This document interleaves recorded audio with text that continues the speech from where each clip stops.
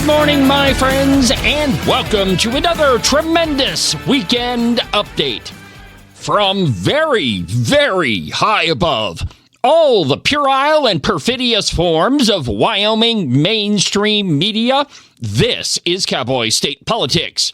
I, of course, am your illustrious host, David Iverson, firmly ensconced behind the silver Cowboy State Politics microphone and broadcasting to you from the base of the Bighorns at the Cowboy State Politics studio in Sheridan, Wyoming.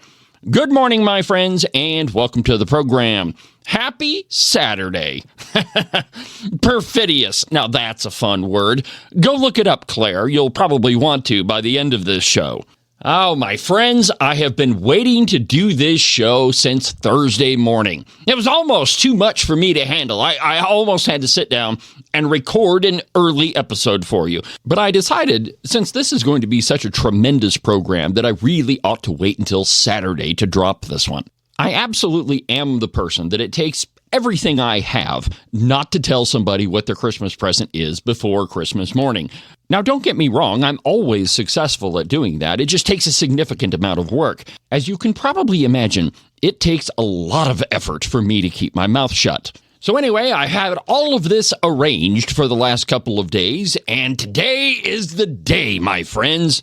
In addition to doing the job that the drive-by Wyoming media doesn't do, which, let's be honest, that's a full-time career. My other source of material is paying close attention to what those people who call themselves journalists are doing in the pages of their propaganda post. Now, let's be honest, that's what most of the Wyoming media is, propaganda. It's also another thing that is equally or more insulting than the word propaganda, but I'll get to that one a little bit later. There is one person in the Wyoming media that absolutely deserves everything that is going to happen to her in this episode. And given the article that the Open Range Record published early this morning, it's not who you think.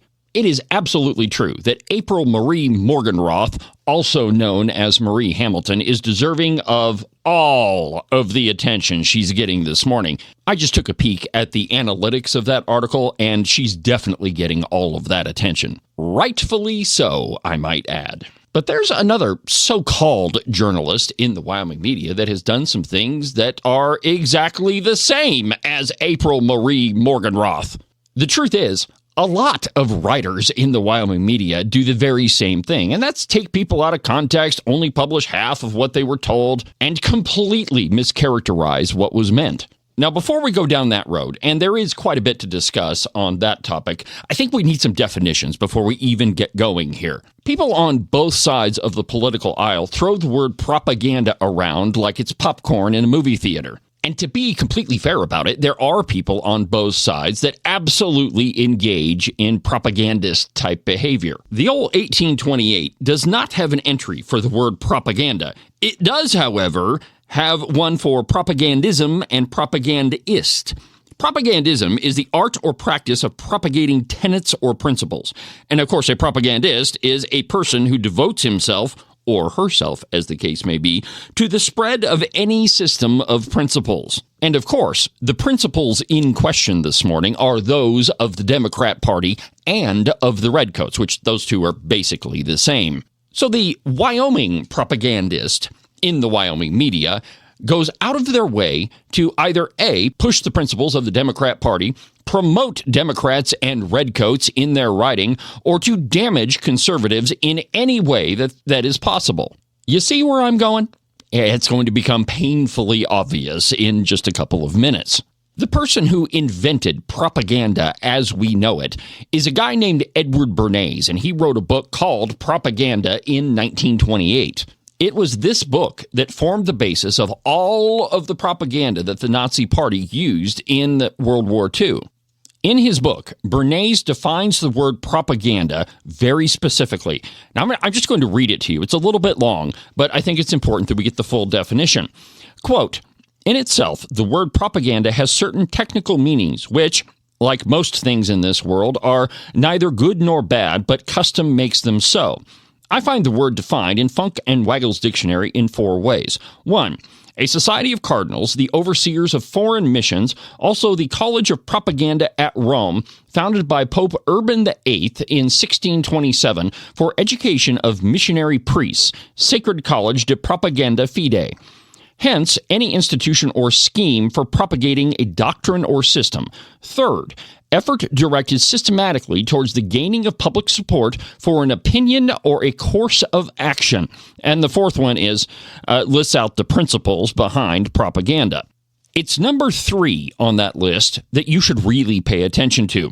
Effort directed systematically towards the gaining of public support for an opinion or a course of action. Turn the page, and here's what you'll find. Quote, nevertheless, it is only necessary to look under the surface of the newspaper for a hint as to propaganda's authority over public opinion. Page 1 of the New York Times on the day these paragraphs are written contains 8 important news stories. 4 of them, or 1/2, are propaganda. The casual reader accepts them as accounts of spontaneous happenings. In other words, in that version of the New York Times at least, half of what they print is pure, unadulterated propagandist bullcrap. Now, I suppose you could say, now, David, that was 1928, during the time of yellow journalism. Newspapers don't operate like that anymore. Really? Let me give you an example. The 2026 budget session is a case study in propagandist behavior. The media in Wyoming, in an effort to be first on a very tantalizing story, took any piece of information they could find and ran with it. Most of them tried to publish at least one article a day about the entire check controversy. Don't worry, I'm not about to relitigate the entire affair on this morning's broadcast. It's already been covered from stem to stern and in every way possible. However, there is one example that absolutely fits with everything that I've told you on this morning's broadcast. First, it's important to understand that the Wyoming media is very proud of the virtual monopoly they have over the news. And so whenever there's a new media outlet that shows up, they have to do their best to try to damage it in any way possible. And the Open Range Record was this session's new target. Valley girl Claire McFarland wrote numerous articles that mentioned the Open Range Record. Oh, you're asking what the whole Valley girl comment is about? Listen to this. A few of us saw Rebecca Bextel on the House floor Monday, but Representative Carly Provenza had the close advantage and took photographs of Bextel handing checks to House members. This erupted Wednesday when Representative Mike Yin was like, do not vote yes on a bill that Bextel has championed after accepting checks from her on the House floor. He said, it's a bad optics. We don't want the image of bribery. See what I mean? Like, whatever. And secondly, that is not what Mike Yin said on the floor. Now, it's a little bit long, and there will be a point of order in the middle from Representative John Baer, and then Speaker Nyman responds to it, and then Mike Yin finishes. But I want you to hear the whole thing in context. Here it is. Some of this language before, this comes from a specific person in Teton County that, wanted to turn one of our bills from last year into a new bill. That's the language in this bill. What I would say to you members is, and this is not an accusation, this is solely just optics for the legislature. My understanding is that that person handed out checks on the floor of the legislature during the session. And so what I don't want is to have the optics that Point of order. That there are checks being handed out. Representative, what is your point? I believe the representative is making accusations of an individual that cannot be substantiated. And that accusation is offensive to this body. Thank you, Representative. I too, Representative, when you said that, I was questioning, how can we substantiate that? I mean, if we can conject that kind of conjecture, do you have verification of what you just stated? Otherwise, I would suggest we go on with your statement. Mr. Speaker, I'm not going to present anything here because I don't do props in the legislature. All that to say is that I don't think that we should have the legislature be affected. And I would say vote down this bill just to make a statement that we won't let our legislature be affected by things like that. Thank you, Representative. Did you hear the word bribery in there? Because I didn't. That is what Mike Yin said on the floor. It is not. from her on the House floor. He said, it's a bad optics. We don't want the image of bribery. He did not say the word bribery, and yet Claire McFarland is reporting it as if it were news. You see what I'm getting at? Not what he said at all. But that's not the only instance when it comes to Claire McFarland.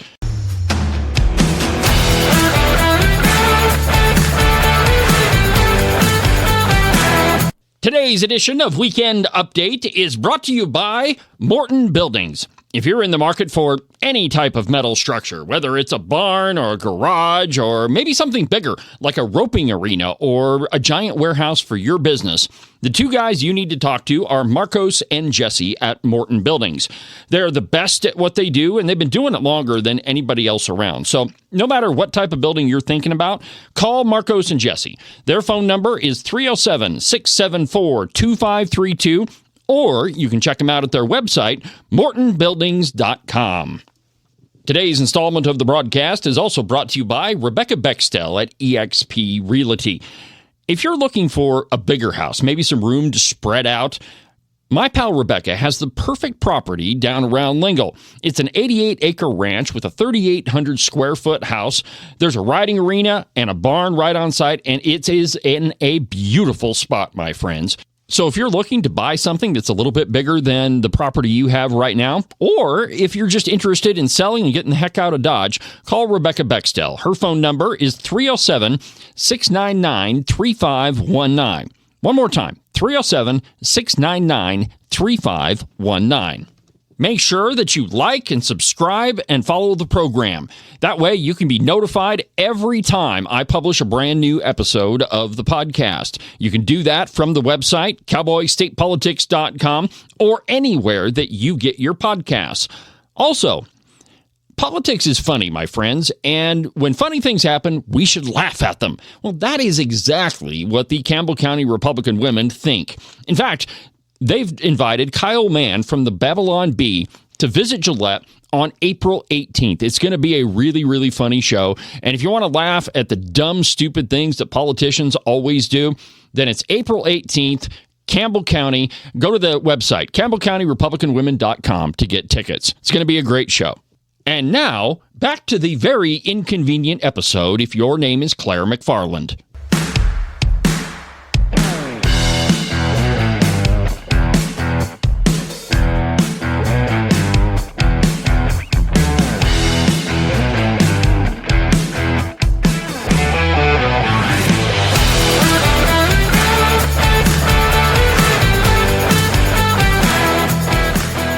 Now let me give you another example of Claire McFarland's propagandist-type behavior.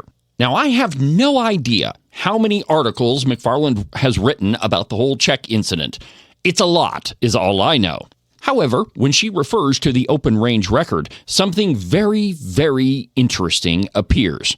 On February 12th, McFarland wrote an article in which she referred to the open range record as Rebecca Bextel starting her outlet, the Open Range Record. On February 13th, in an article entitled, Wyoming Senate Formally Condemns GOP Activists for Passing Out Checks on the House Floor, she again refers to the Open Range Record as a, quote, startup site. And then on February 14th, in a different article, she says Rebecca Bextel on her webpage, the Open Range Record. On February 17th, there's another appearance in which McFarland refers to the Open Range Record as a startup website. On February 18th, there's another reference to the Open Range Record in which she calls it a startup site, the Open Range Record. On February 27th, there's another reference to the Open Range Record in an article entitled Checkgate, 4 members who received checks on House floor say it wasn't bribery, in which she says that Rebecca Bextel was, quote, a member of the media under her startup site, the Open Range Record. And then, 3 days ago, in another article, McFarland writes this line. It's about a third of the way down from the top. Quote, a conservative activist from Teton County who has also started a website called the Open Range Record. End quote. Now, what's interesting about this opinion website post from Claire McFarland is about halfway down, you find this paragraph under the heading, Where the Anger Goes. Quote, Yin and Provenza, in separate interviews with the Cowboy State Daily, said at least some of the complaints appear to have been prompted by Bextel's blog forum, The Open Range Record, accusing them in a February 17th post of violating legislative rules. Now that's an interesting change, wouldn't you say? We go from startup website to blog forum. So the question is, why the change in tone? Well, there's two reasons. First, Claire McFarland is never going to admit that the Open Range Record is a legitimate news site. And so she's using her post on the opinion website to try to discredit it. It's not going to work, Claire, because the analytics for the Open Range Record are absolutely fantastic. But there's another reason why Claire McFarland is doing that. And that's because in between the first half of the article and the second, she and I had a conversation. I told her that she was wrong. And evidently, that's something that you just don't do to Claire McFarland, because it prompted her to write this little screed. Now pay attention. Quote, that would be yours truly, said, when she moved the House February 12th to convene the investigative committee, that amounted to alleging an ethical complaint triggering the rule, end quote. That little sentence isn't in quotation marks because Claire McFarland knows absolutely that that is not what I said. What I did say is that Carly Provenza absolutely did allege an ethics complaint. Here she is doing it. There have been allegations that this week a member of the public was invited onto the floor of the Wyoming House of Representatives, and that person handed out checks to members of the House. This incident calls into question the ethics and impartiality of members. Weird. Where did that come from? The same place I told Claire McFarland that she could find it, when Provenza was delivering her motion. In another dream sequence, McFarland writes this line, quote, he later sent a recording of the portion of Haraldson's speech referencing possible punishments for a member impugning the integrity of the House. Now, it's true, Haraldson did mention that, but there was something else in that soundbite that Claire should have picked up on. The truth is that she did. She just intentionally ignored it. Here's the soundbite that I sent to Claire McFarland the day that she wrote this article. Rule 22-1 AII does state the House and Senate have authority to determine the rules of their proceedings and to punish members for contempt or disorderly behavior in their presence and for conduct that seriously impugns the integrity and general order of the House. And as we look at that, one of the things we have to understand, we have a constitutional right, but sometimes our constitutional rights also bring other people into harm's way. And the decisions we make are incredibly important. So a couple things that we found that come into play is even though there was no legislative misconduct, some things that did come out of this, we do believe that Representative Provenza's conduct departed from the guidelines established by Joint Rules 22-1, which is adopted by the Wyoming House of Representatives, set out a process for handling ethic complaints in a manner that provides due process to those alleged to have engaged in misconduct. Also, we find that Representative Provenza's conduct subjected members of the Wyoming House of Representatives and the Wyoming House of Representatives itself to public animadversion. Representative Provenza's conduct seriously impugned the integrity and general order of the Wyoming House of Representatives. How did that get in there? That sounds a heck of a lot like Jeremy Haraldson saying that Carly Provenza violated House Rule 22-1. Now, wait a minute. How did Claire McFarland put that in her post on the opinion website? Oh, here it is. Hold on. Quote, he later sent a recording of a portion of Haraldson's speech referencing possible punishments for a person impugning the integrity of the House. End quote. Is that what you heard? Here, let me play the pertinent part for you again, Claire. We do believe that Representative Provenza's conduct departed from the guidelines established by Joint Rules 22-1, which is adopted by the Wyoming House of Representatives, set out a process for handling ethic complaints in a manner that provides due process to those alleged to have engaged in misconduct. Also, we find that Representative Provenza's conduct subjected members of the Wyoming House of Representatives and the Wyoming House of Representatives itself to public animadversion. By the way, that word that Haraldson is having a hard time with, animadversion, is a direct quotation from Joint Rule 22-1. And it means, according to the 1828, that, quote, it is remarks by way of censure or criticism, reproof, blame. And, Claire, since it's obvious you've never read Joint Rule 22-1, allow me to quote it for you. Quote, an ethics investigation instituted for the purposes of advancing political interests, not connected with intended legislation or any matters upon which a House should act, or instituted merely to subject a member of the House or the Senate to public animadversion, is not a proper legislative proceeding, end quote. There's lots more to Joint Rule 22-1 that Claire McFarland evidently didn't read. But Claire, if it feels as though I'm accusing you of lying about me, that's because I am. And if it feels as though I'm saying you're lying in your article about what Jeremy Haraldson said and the soundbite that I sent to you, that's also because I am.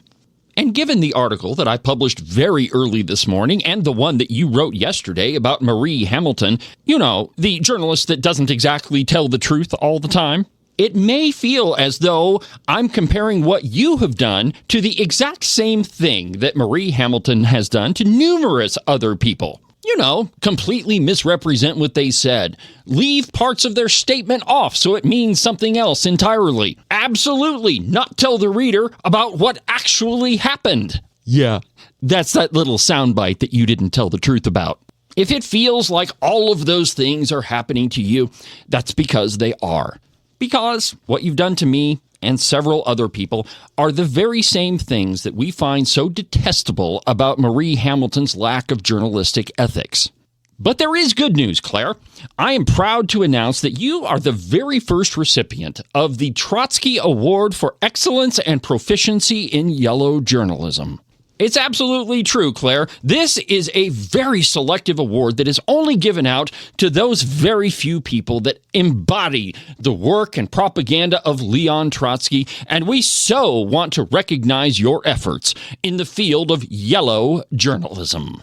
Because, Claire, that's what you wrote about me, and as you can tell, I'm not all that impressed. Well, that'll about do it for today's installment of the broadcast. I told you it was going to be a fun one. But for now, from the base of the Bighorns at the Cowboy State Politics Studio, I'm David Iverson, and this is the one and only Cowboy State Politics. Have a good weekend, Claire.